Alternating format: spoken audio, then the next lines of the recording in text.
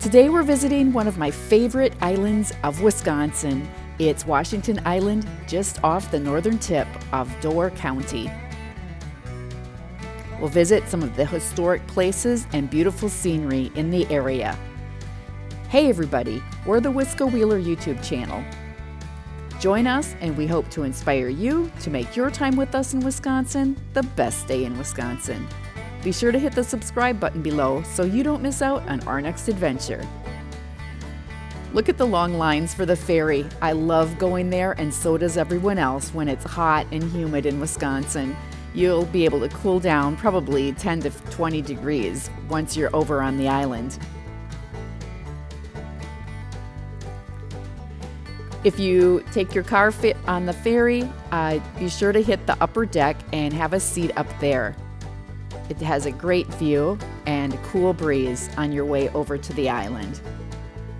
You'll be crossing a section of water that's called Death's Door. It has a reputation for rough waters that can become unpredictable and become rough at any moment. For more than 75 years, the Washington Island Ferry has made it possible for visitors to safely cross Death's Door. As you exit the ferry, you'll see a welcome center with information about the island.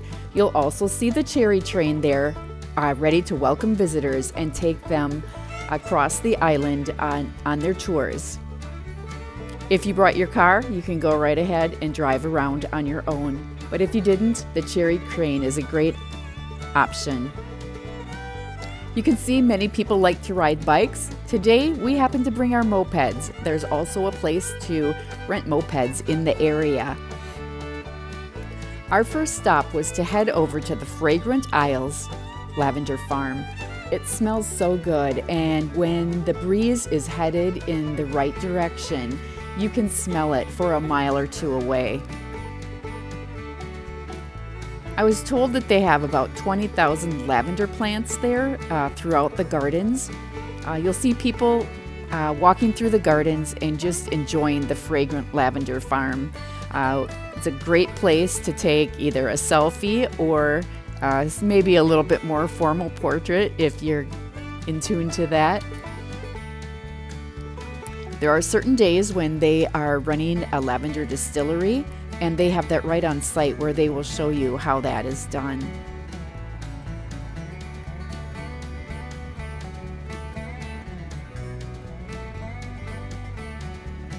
After that, we got back on the mopeds and we came to an area in the center of the island that was set aside, and it was called the Mountain Park Steps.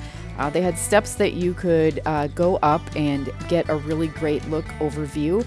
At the time we were there, they were under repairs though. Another great place is to run over to is to the Jacobsen Harbor.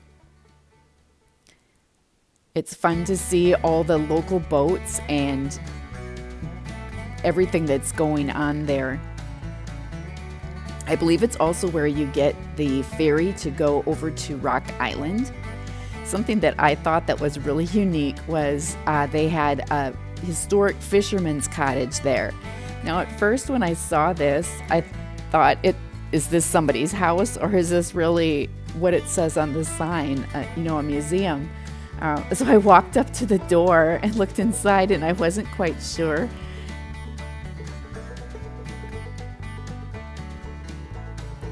As I looked around a little bit, I guess I determined that it really was a museum, and so I went inside. It was just simply amazing. It was set up exactly as a fisherman's cottage would have been, probably, I'm going to guess, in the 1930s or the 1940s. It was so fun to look at and so authentic. What a great place to be. If you're ever in that area, be sure to take a look. It's a great representation of what life probably was like if you were there fishing at a cottage in those days.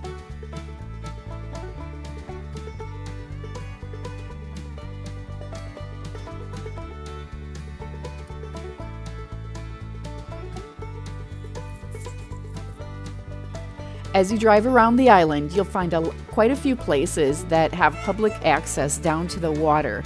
This particular one, we walked down and then we came across this thing called the witness tree. So in the beginning of white man's occupation of the island, the U.S. government had to establish primary survey points. They used wooden posts, but in the damp climate, they would rot. And so nearby trees were marked as witnesses and noted on the surveyor's log.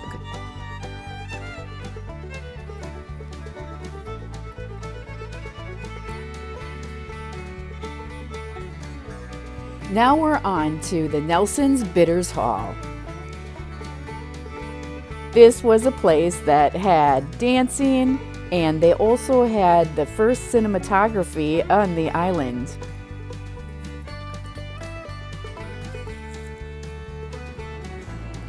This is a great place to stop for food and drink, and you'll even get to see the movie projector. That was back from the 1800s.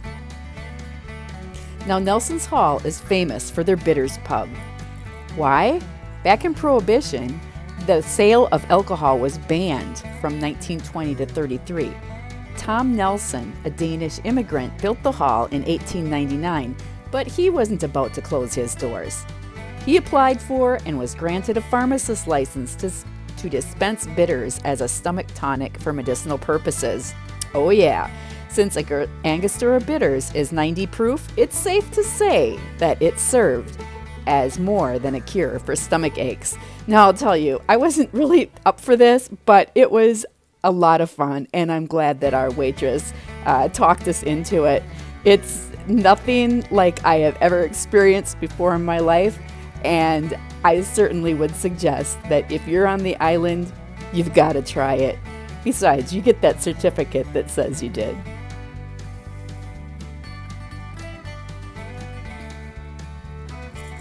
I've got to add, their specialty burgers are fabulous and a great representation of Wisconsin.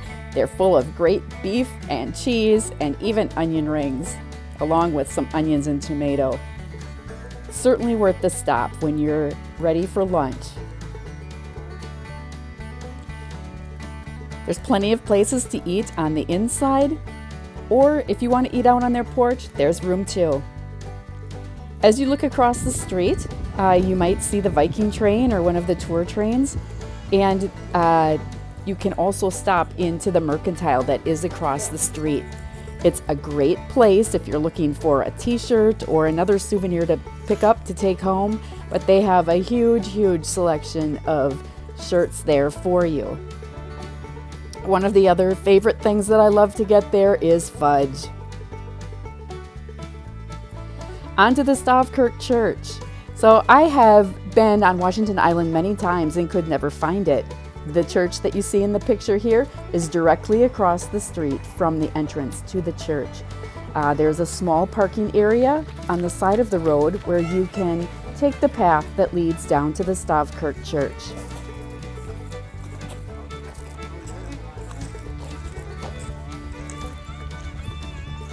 Washington Island has a great replica of a Stavkirke church based on the drawings of one that was built in Norway.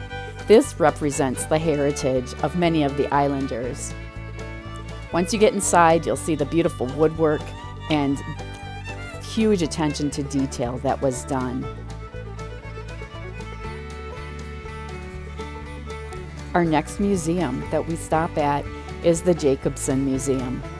In this area, you can view the Thorstein Veblen study cabin dating to 1916. He is the most significant economist of his time and the author of The Theory of the Leisure Class. The remaining cabins of John Jacobsen. John Jacobsen was born in Denmark and came with his family to Washington Island. He arrived as a 14-year-old immigrant, and today we can visit the cabin that his family preserved and donated to the town. Now we're off to what I think is one of the most beautiful beaches in the entire world. We're at Schoolhouse Beach on Washington Island. It is one of 5 beaches in the world like it, and it's part of the Niagara Escarpment. You can see that it's full of these round, smooth, flat rocks. They cover the beach land area as well as the water as far as the eye can see.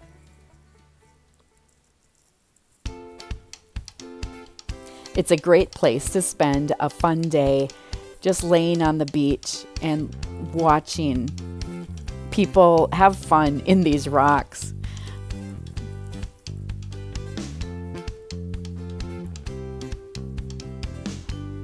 What you'll see are these stone creations that people make, art sculptures. You'll see them along the beach. People stack the stones. Some are even in the water. It's a beautiful place.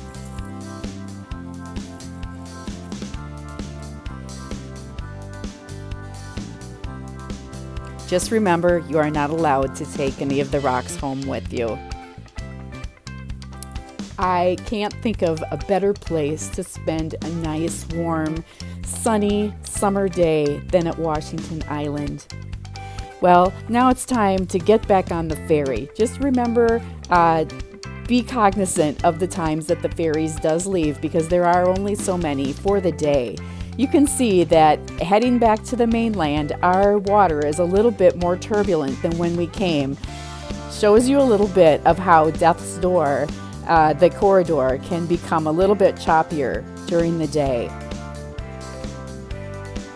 Don't let that stop you. It's a great place to go.